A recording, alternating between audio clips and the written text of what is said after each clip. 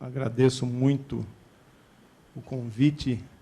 É uma honra incomensurável eu poder estar nessa casa, nessa academia.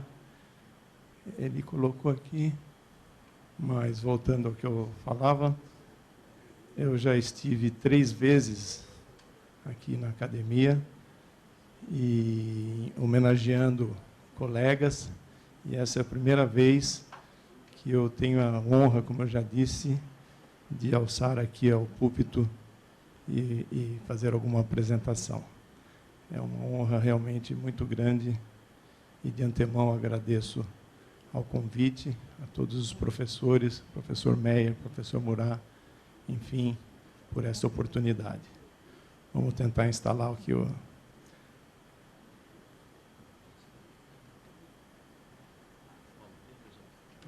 Essa é do Dr. Paulo. Essa. Acho que chegamos aqui. Exatamente. Bom, me coube falar sobre, dentro desse tema isquemia, sobre a revascularização cirúrgica do miocárdio. Foi-me solicitado que falasse de uma maneira bem abrangente e de uma maneira bem simples. Precisa chamar alguém lá que, quando nós montamos, já deu esse alerta, aqui está passando, mas ali sempre dá um...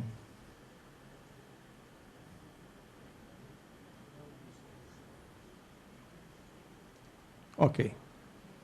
Listo. Então, senhores, como eu já havia iniciado na minha apresentação, nós vamos falar alguma coisa sobre revascularização do miocárdio, e como é bem abrangente, vamos buscar as coisas acadêmicas.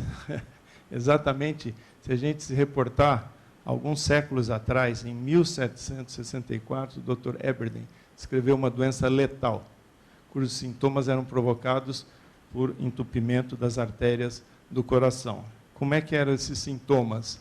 Eram dores no peito, ardência, sensação de opressão, isso em 1700, hein? Falado.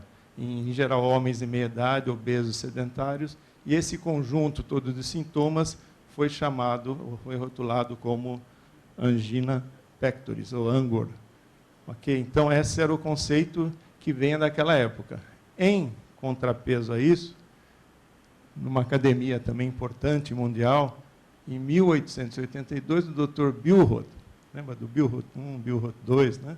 Mas aqui ele falou um impropério, ele falou algo pesado e inverídico. Ele disse, traduzindo aqui, a paracentese do pericárdio hidrópico, uma operação que me parece chegar bem perto do que alguns cirurgiões consideram prostituição da arte e outros chamam de frivolidade cirúrgica. Ou seja, ele falou que o coração era intocável. Não é como alguém já falou do Kirkland aqui, os que me antecederam, que o Dr. Meyer falou, o professor Meyer, que ele disse que era intocável. Mas nós vamos mostrar que a coisa mudou. Um pouquinho, só para gerar um pouco de interesse sobre o assunto, isso aqui é uma mortalidade mundial, realizada há alguns anos, mostrando que no mundo, durante um ano, morreram 50 milhões de pessoas. E a pole position, 6 milhões, a doença cardiovascular. Um dado epidemiológico americano, adora essas coisas, 500 mil pessoas infartam por ano. 500 mil pessoas. Sendo que 30% a 40%, o primeiro sintoma já é morrer. Olha que interessante.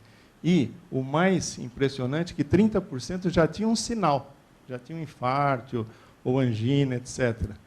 No Brasil não é muito diferente. Fonte DataSUS mostra que entre 900 mil pessoas mortas dentro do período de um ano, praticamente 30% morreram de causa circulatória. Aqui envolve também causas neurológicas, AVC, mas a importância, então, epidemiológica das doenças. E tudo, senhores, se resume, assim, de uma maneira objetiva, a 2 coronárias, a coronária esquerda e a coronária direita.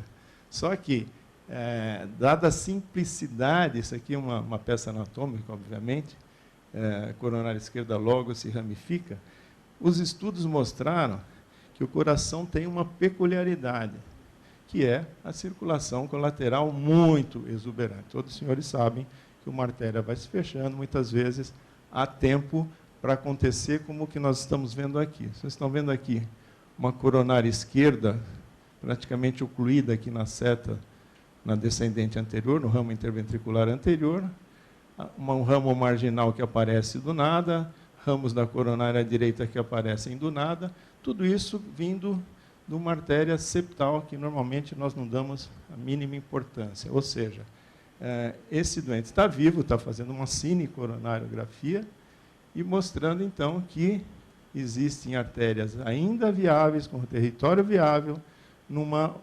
praticamente suboclusão ou oclusão de quase tudo. Isso motivou a cirurgia cardíaca. Esse é o princípio da cirurgia cardíaca.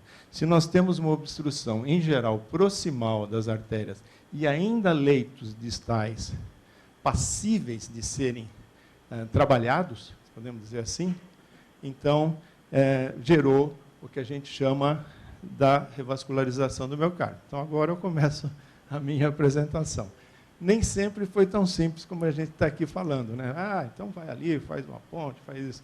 Vocês estão vendo aqui, já antes da metade do século passado, né? Isso já viramos século, os estudos com a circulação colateral permitiram que o Dr. Weinberg, fulano, que eu se pudesse dar um prêmio Nobel, eu daria para ele. Era um canadense, mas trabalhando nos Estados Unidos, que ele estudou tanto a circulação colateral que ele chegou naquela conclusão que eu mostrei para vocês, que o coração funciona como um mata-borrão durante a isquemia.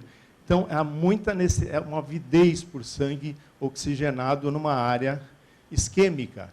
E o Dr. Weinberg propôs que, se a gente conseguisse trazer uma fonte de sangue arterial para essa área isquêmica, essa fonte, no caso, seriam as mamárias torácicas internas, elas poderiam gerar, então, uma nova origem de sangue para essa região. E aí surgiram os implantes de mamária. Não sei se o Dr. Meyer, o Dr. Moraes chegaram a fazer algum. Eu estou fazendo agora implante de mamária numa nova concepção, que é daquele doente que não dá para fazer anastomose, não dá para fazer ponto terminal. Mas tudo começou assim. Vocês estão vendo aqui uma mamária implantada, enchendo a circunflexa, num cateterismo tardio, obviamente isso demora 1, 2 anos para se desenvolver, mas sem que haja nenhuma anastomose entre elas. Mas é lógico que eram métodos indiretos. O grande avanço começou a partir da cinecoronariografia seletiva, na década de 60, e aí surgiram as chamadas famosas pontes de veia safena, que até hoje empregadas, apesar de ter sido praticamente um dos primeiros enxertos propostos, elas começaram a ser desenvolvidas a partir de 1964, Dr. Green, etc., e foi o Favaloro que disseminou o conceito da ponte. Não foi ele que inventou, que propôs, mas foi ele que disseminou o conceito, e está aqui uma safena, e com isso, inúmeras pontes, obviamente, chama ponte porque, estou falando bem básico, ainda pulando aquelas obstruções, você consegue, de uma área que tem um sangue arterial, no caso a aorta, fazer uma anastomose e, com isso, trazer sangue para a coronária, além da obstrução. Com isso, o mundo ficou realmente fascinado com a possibilidade, ali na década de 70, na década de 80, 90, com a chance de uma correção cirúrgica daquela obstrução, e a cirurgia cardíaca, então, teve seu grande desenvolvimento. E tudo parecia resolvido, até que começaram as encrencas. Quem não tem encrenca, né? Qual seria a encrenca básica? As pontes, elas são de safena. A safena não nasceu para ser artéria, pelo menos se não bem conduzida, como é hoje em dia, com antihipertensivos, com estatinas, etc. E logo, na década de 80, 90, começaram também a apresentar uma hipertrofia na sua camada média, uma hiperplasia na sua camada íntima, e com isso algumas pontes passaram a ter problemas. O que parecia resolvido, então, voltou à estaca zero. Exemplo aqui de reoperações em que a ponte também estava doente. É lógico que a doença evoluía. Muitas vezes eram doentes uniarteriais quando foram operados, agora já tinham doenças em 2 ou 3 artérias. E aí, baseado nesse problema, voltou-se atrás. começou a ver. Lembra que eu mostrei que em 69 começaram as 68, 69, 67, as pontes de Safena? Nós fomos ver que antes disso, na realidade, a primeira proposta para se revascularizar cirurgicamente o miocárdio tinha sido em 67, com esse russo, o Dr. Kolesov, está aqui. O Kolesov, ele era um indivíduo bem temperamental, não sei se chegaram, eu não conheci, eu conheci o filho dele, um desses congressos, mas as histórias que contam, que esses primeiros 6 casos que ele fez de mamária esquerda anastomosada para descendente anterior, eles não tinham cateterismo, ele baseado na clínica, ele realmente foi lá e pôs a mamária. Então, é um indivíduo que teve a melhor ideia, e eu vou mostrar aqui, no final dessa apresentação, nos dias de hoje, essa que foi praticamente a primeira proposta objetiva de revascularização do miocárdio, é o que é considerado o padrão ouro, que é anastomosar a mamária esquerda na descendente anterior, no ramo, sem circulação extracorpórea. Mas vamos seguir um pouco mais, para tentar nos ater ao tempo preconizado. Esse é um trabalho clássico do Dr. Lupp, dos anos 80 para 90, mostrando aqui em vermelho que, uma vez a mamária não tendo um problema inicial, ser um problema técnico, ela depois de 12, 13 anos, ela permanecia pérvia. E eu não vou me alongar aqui, especialmente por causa do tempo, mas existem outros trabalhos da própria Cleveland Clinic, mostrando que se você não usar só uma, mas usar 2 mamárias, essas mamárias permanecem pérvias e, praticamente, se eu usar essas 2 mamárias em 2 artérias chaves, por exemplo, na descendente anterior, ouro é mamária esquerda na descendente, no ramo interventricular anterior, e a outra mamária, por exemplo, na artéria circunflexa, você praticamente curou esse paciente, se não deixar a doença progredir mais distalmente. Então, começou-se a febre das mamárias. Aqui uma mamária sendo dissecada, uma mamária sendo realizada, pode fazer em sequência para 1, 2 artérias, e com isso passou-se a usar sempre que possível, tradicional, a revascularização, se usar a mamária esquerda na descendente anterior, independente da idade. Pode ter 80, 90 anos, a gente procura dissecar a mamária, e quanto mais idoso, mais frágil, mais se busca não tocar na aorta e fazer essa mamária para a descendente anterior. Então, talvez, se eu tiver que deixar uma mensagem dessa palestra, seria esse tipo de procedimento. Pode usar as 2 mamárias? Pode. Então, aqui as 2 mamárias, aqui um outro caso, elas estão dissecadas, ainda não anastomosadas, e aqui um reestudo mostrando que, se puser uma mamária, eu disse, na frente do coração e uma na parede lateral, na parede inferior, e essas artérias receptoras forem adequadas, você fez muito bem para esse paciente. Outras possibilidades surgiram. Artéria do braço, artéria radial, ela surgiu no fim dos anos 90 como uma excelente possibilidade para mais um enxerto arterial, mas logo se viu que é uma artéria com uma camada média, isso aqui é uma microscopia de varredura, um grande aumento, mostrando que essa artéria ela tem muita fibra muscular, mais do que fibra elástica, que é o que caracteriza a camada média da mamária. A mamária está ali no coração, do lado do coração, uma de cada lado, a esquerda e a direita, o coração entope inteiro e a mamária não desenvolve doença. E qual que é o problema dessa fibra elástica? É uma artéria sujeita a espasmo.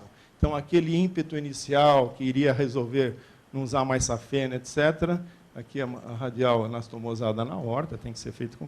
ficou meio arrefecido até que apareceram as drogas antiespasmódicas, e hoje a radial ainda é uma possibilidade. Aqui alguns exemplos de uma radial para marginal, radial para o ramo interventricular anterior, no pós-operatório. Pode usar outras mamárias, outros enxertos? Pode. Por exemplo, a artéria do estômago, a grande curvatura do estômago, a chamada gastroepiploica direita. Anteontem eu usei, num paciente jovem, as 2 mamárias, a radial e a gastroepiploica. Um indivíduo com 52 anos, com uma hipercolesterolemia familiar, e foi muito bem. E essa artéria do estômago, você disseca como se fosse uma vagectomia seletiva, se secciona junto da parte esplênica e a gira para o coração. Nesse caso de anteontem, eu fiz uma coisa diferente. Em vez de seccionar junto da esplênica, seccionei junto a pancreato duodenal, e rodei ao contrário, porque ela ficava mais anatômica e aparentemente ficou muito bem também. Então está aqui um exemplo da gastroepiploica sendo anastomosada em algum ramo da parede inferior do coração. Um reestudo, essa foi uma terceira operação de coronária em que eu pus a gastroepiploica para o ramo interventricular anterior, e esse é um reestudo que é um pouco difícil, tem que ser um cateterismo muito seletivo da artéria hepática e seus ramos lá, com meus amigos, os colegas hemodinamicistas, sabem a dificuldade. Em São Paulo, quem faz isso é o Cagita, que ele é especialista nisso.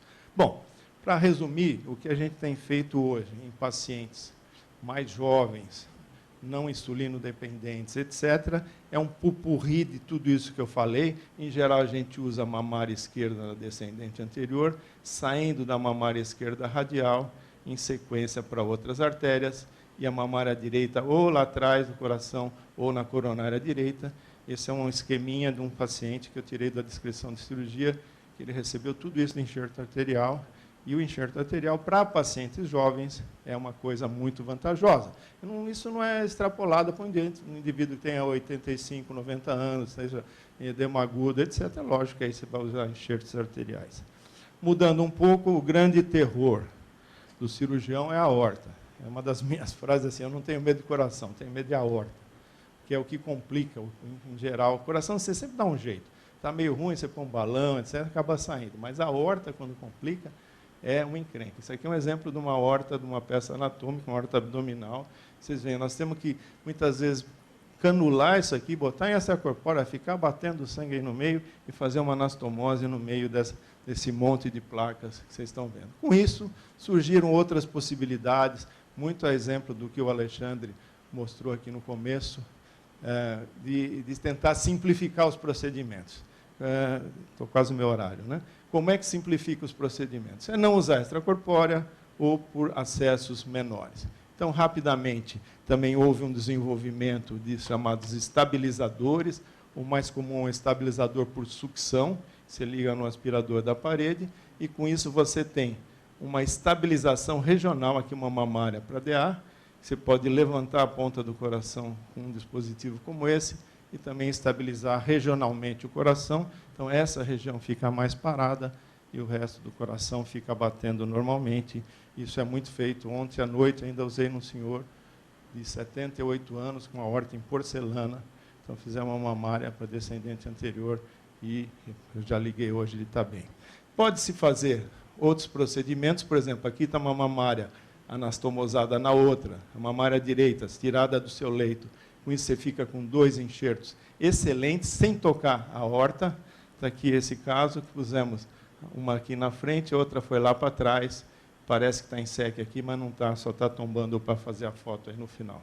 E, para encerrar, existe também a possibilidade de acessos menores, para ser menos invasivo, menos agressivo nesses casos. Essa chamada mini-toracotomia, que é uma incisão menor.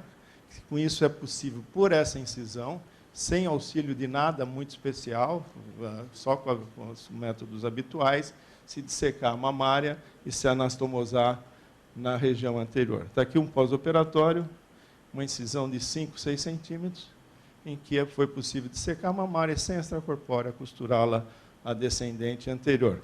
Essa é uma senhora que não queria ser operada porque ela tinha 39 anos, mas ela falou: não vai cortar meu peito, eu prefiro, pela estética, não ser operada. Aí eu propus e fiz essa incisão nela e pus a mamária na DA. E eu fiquei muito contente com o resultado. Ela foi recateterizada depois, ficou ótimo, e ela ficou muito contente com a estética.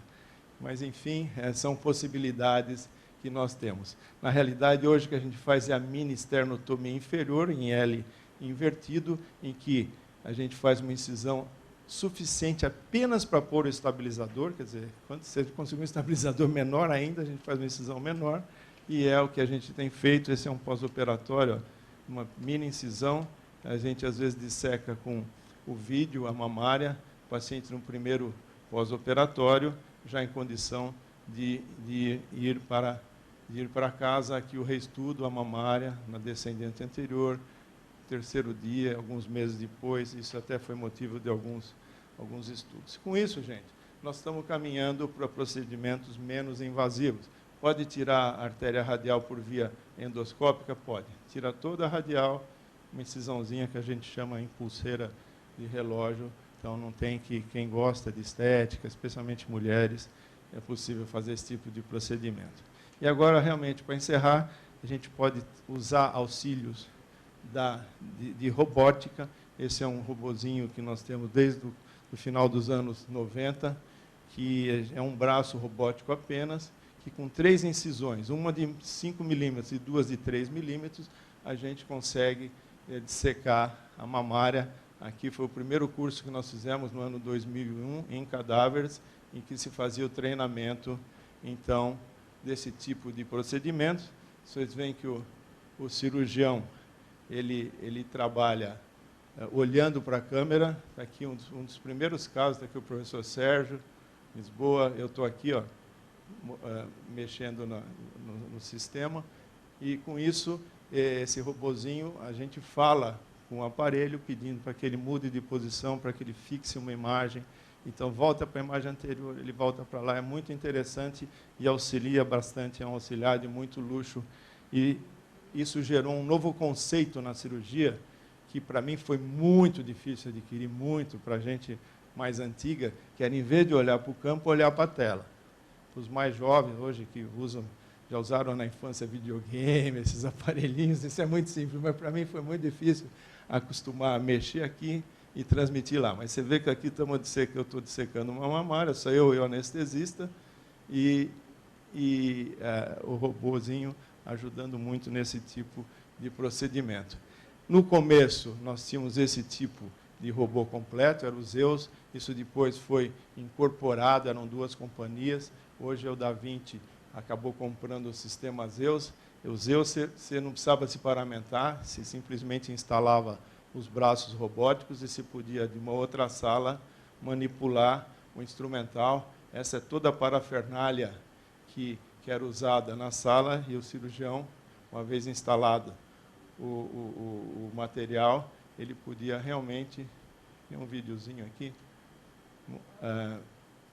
colocar, operar à distância. Esse é o vídeo, não tá rodando, mas é passivo, então, na sala ao lado, e essa era a ideia do robô, que é você, por exemplo, daqui do Rio, conseguir fazer uma cirurgia em outra cidade, etc. E, na verdade, isso está muito válido para procedimentos valvares, etc. Na coronária, o que parecia que vinha para dominar, ele não atingiu o efeito que se imaginava, o robô. Porque a coronária é uma coisa muito delicada, a cirurgia coronária é um coração mexendo, anastomoses com 1 milímetro, e se você tem um método que dá certo, que a gente já conhece, você trocar por um outro, que, embora inovador, possa ter um pouco mais de insucesso ou efeitos desfavoráveis, isso não é recomendável. Hoje está aqui o Da Vinci, são inúmeros braços, é muito usado em cirurgia geral, em urologia, etc., né? E é uma realidade, e eu acredito que isso vai ser o futuro, mas para a coronária, vocês viram, a gente está engatinhando ainda com o braço robótico.